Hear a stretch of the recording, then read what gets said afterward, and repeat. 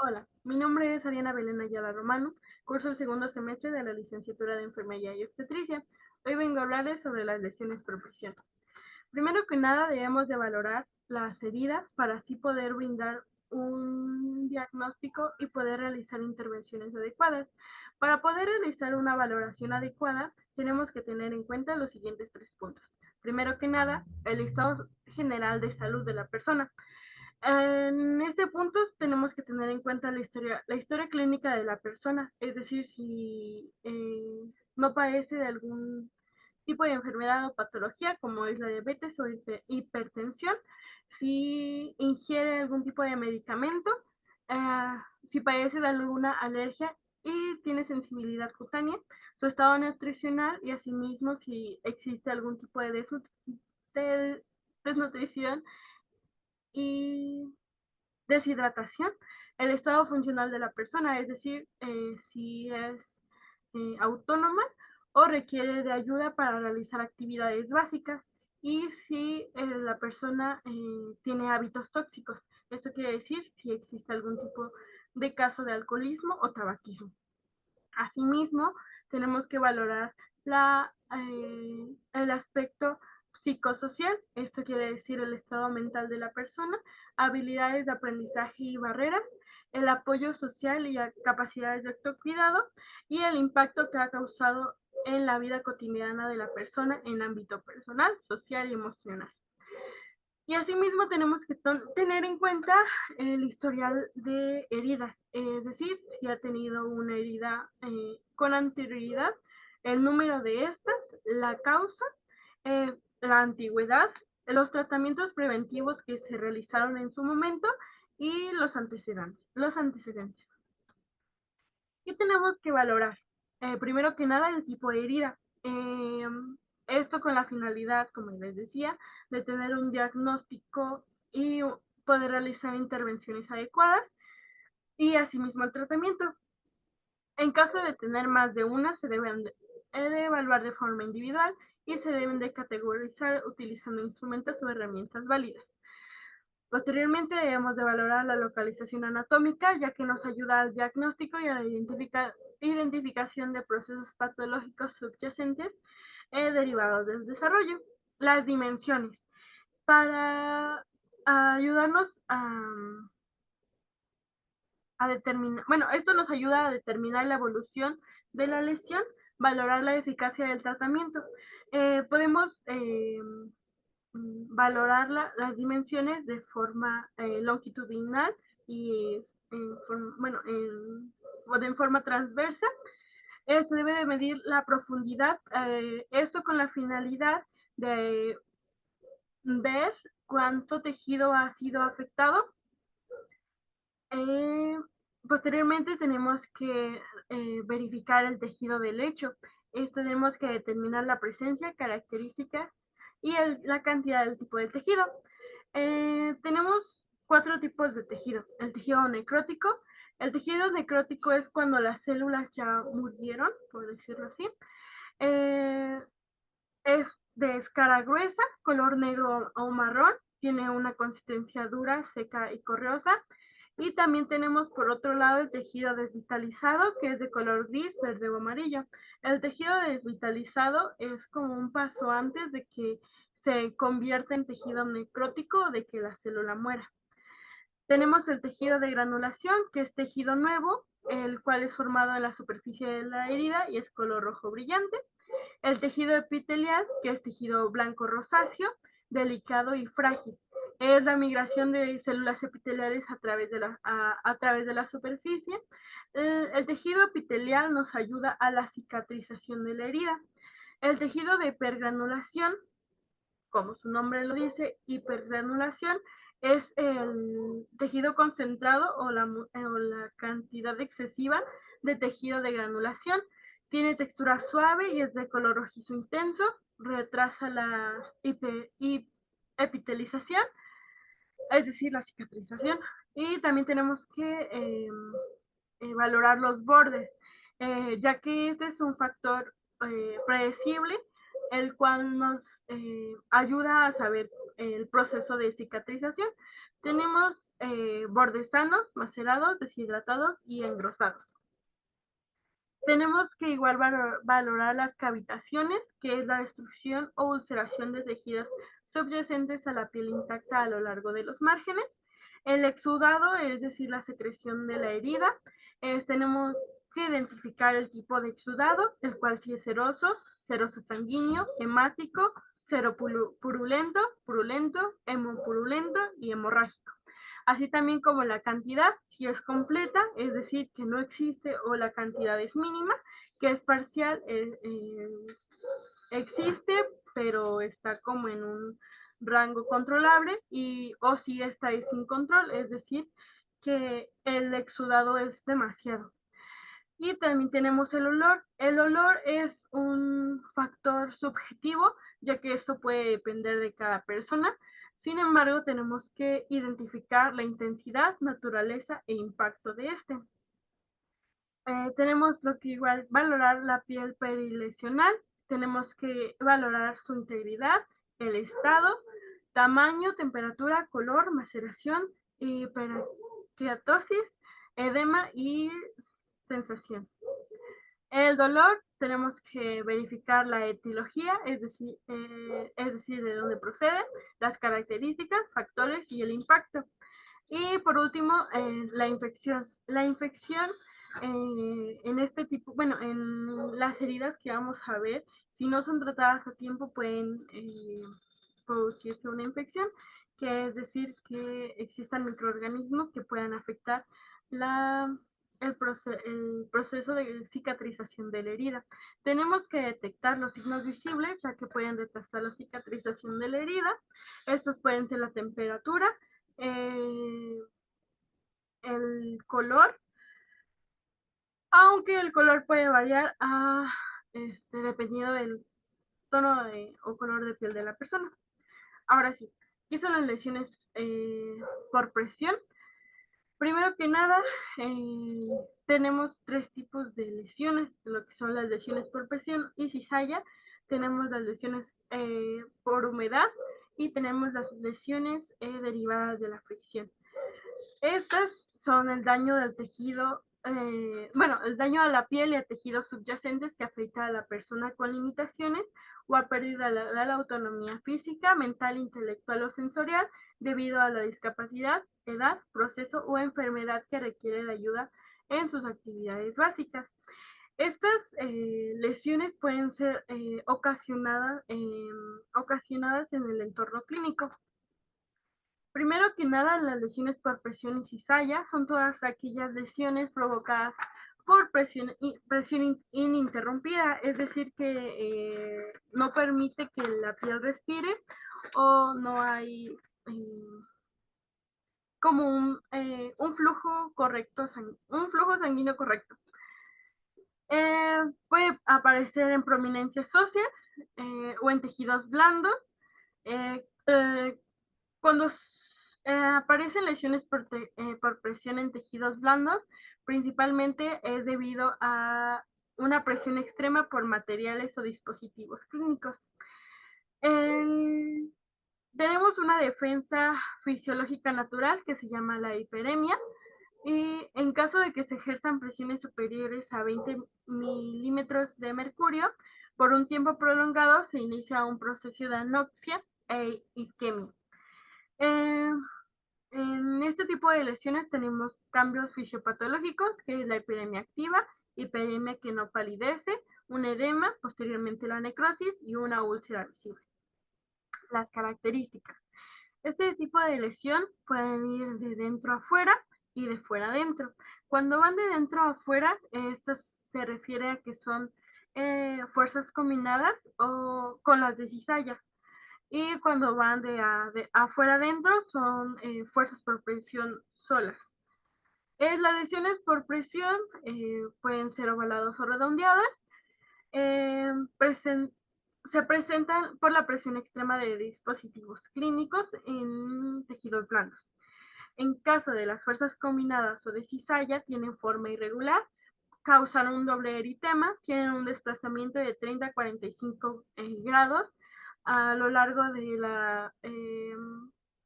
las prominentes óseas y varían los tiempos de cicatrización. Si solo son lesiones por presión, su tiempo de cicatrización es menor. En cambio, si es por cizalla, existe el tiempo de cicatrización aún mayor a lo normal. Tenemos 4 categorías. Tenemos el eritema no blanqueable, que es la piel intacta con enrojecimiento no blanqueable. El área puede ser dolorosa, firme, suave, puede ser caliente o fría. Esto depende de la lesión. Puede presentar edema o induración y este puede ser difícil de detectar porque se puede confundir con algún otro tipo de lesión, como ya lo hemos mencionado, como son las lesiones por adhesivos. Posteriormente tenemos la úlcera de espesor parcial, que es la pérdida de la dermis. Esta es una úlcera poco profunda.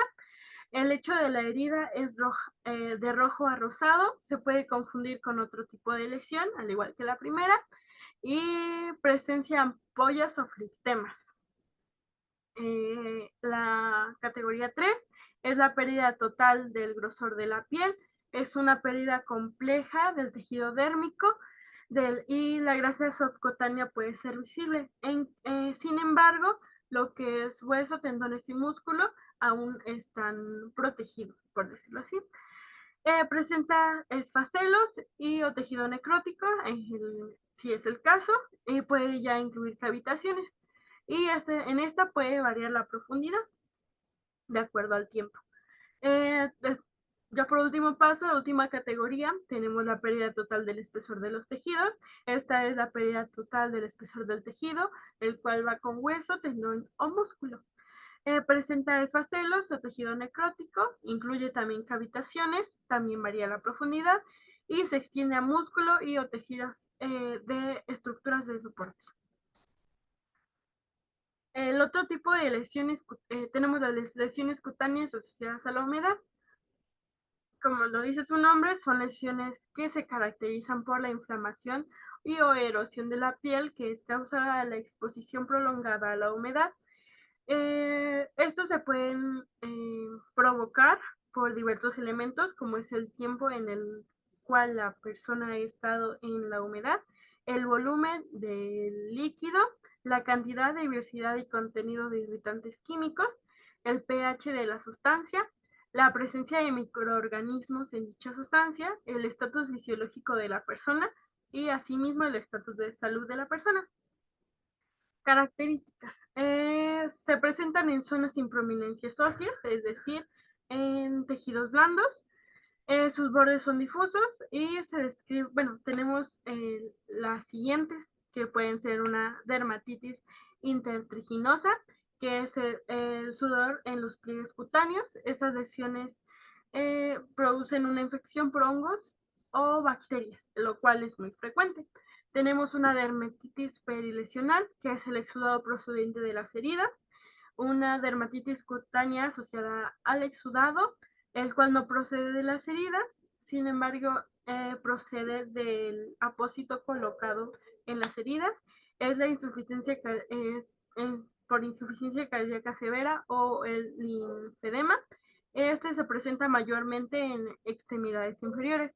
Tenemos la dermatitis periostomal, que son influentes procedentes de estomías, es decir, de cavidades orales o algunos eh, líquidos provenientes del intestino grueso, delgado. Y dermatitis por saliva o mucosidad, este puede ser oral o nasal. Eh, las lesiones cutáneas asociadas a la humedad van acompañadas de ardor, prurito, hormigueo o dolor. Tenemos dos categorías. La primera es el eritema sin pérdida de la integridad cutánea, como es en la primera imagen. En esta imagen, como podemos ver, aún es piel íntegra, sin embargo ya presenta enrojecimientos. Y el eritema puede clasificarse en dos: el leve o moderado, que el tono de la piel se torna rosa, y en el intenso, que la piel es un rosa oscuro o rojo y puede confundirse con las lesiones por presión. El eritema con pérdida de integridad cutánea, que sería la segunda categoría, que es la segunda imagen, la que podemos ver de este lado, que es la pérdida parcial del espesor de la dermis. Se presenta como una lesión abierta poco profunda. El lecho es de rojo rosado y los bordes son blancos o amarillentos. La erosión se clasifica en leve o moderado, que es menos el 50% de la superficie del eritema, e intenso, que es mayor o igual al 50% de la superficie del eritema, como podemos ver en las imágenes. Por último, tenemos las lesiones por roce o fricción. Estas se definen como la lesión localizada en la piel provocada por las fuerzas derivadas del roce o fricción entre la piel del paciente y otra superficie que está en contacto con esta, el cual se mueve en el sentido contrario. La fricción está influenciada en funciones de los materiales y vendrá condicionado por la naturaleza del tejido textil, es decir, si esta viene muy gruesa o muy porosa, puede tener mayor influencia provocando una lesión por fricción, el contenido de la humedad de la piel y la humedad del ambiente. Se caracteriza primero por tener presencia en cualquier zona sometida a fricción. Esto quiere decir que se puede presentar en prominencias óseas y en tejidos blandos. Se pueden producir por una higiene inadecuada. Las regiones más comunes son la espalda, los glúteos, los sacros, los malleolos y los talones. Se presentan en tres formas, primero como eritemas en formas lineales que no palidecen a la presión. También se puede confundir con una lesión por presión, como flictena o como úlcera es como úlcera, es decir, cuando cuando el flictena se rompe. Eh, Tenemos las categorías, que es el eritema sin flictena, que es la piel intacta con enrojecimientos no blanqueable. El eritema presenta formas lineales. En este eritema puede ser dolorosa, puede estar caliente y puede presentar un edema y se puede confundir con una lesión por presión. Posteriormente tenemos la presencia de flictena, que es la flictena intacta. La lesión es una lesión a nivel de la epidermis o de la dermis superficial. La piel aún es fina y fácil de retirar, del flictena, y en caso de un contenido hemático se puede confundir con lesiones combinadas por presión-fricción. Afecta tejidos profundos y la piel que la recubre suele ser más dura. Por último, tenemos la tercera categoría, que es la lesión por pérdida de la integridad cutánea. Es la pérdida parcial del espesor de la dermis, es decir, que la úlcera es abierta. Tiene un lecho color rojo rosado y puede quedar en una zona perilesional. Y los bordes pueden ser levantados y o dentados, como podemos ver en la imagen. Ahora bien, para el tratamiento de las lesiones por presión, por fricción y por humedad, tenemos diferentes tipos de apósitos. Tenemos el apósito principal, el cual va en contacto con la lesión, y el apósito secundario, el cual recubre al apósito principal. Tenemos 10 tipos de apósitos que son absorbentes, que de ahí se derivan 3, que es el hidrocoloide, espumas y aldeaginato. Los dos primeros no se deben colocar en lesiones que sufren algún tipo de infección. Que están los humectantes hidratantes, que está el hidrogel, protector de lecho, que es el silicona, desodorizante, que está el apósito de carbón, cicatrizantes, que es el colágeno, moduladores de metaloproteasas de la matriz, que son apósitos impregnados de factos nano-oligosacáridos, apósitos secundarios, que tenemos el piluretano, tenemos apósitos de terapia comprensiva, que es un vendaje multicapa, apósitos con yodo, que tenemos el cadioxamero yodado, y por último tenemos apósitos antibacterianos, que son, bueno, que tenemos el que es en plata. Estos apósitos se deben de colocar conforme a las indicaciones y contraindicaciones de la lesión. Esto igual depende de la persona y del diagnóstico y tratamiento que se le vaya a brindar a la persona. Eso sería todo de mi parte. Muchas gracias por su atención.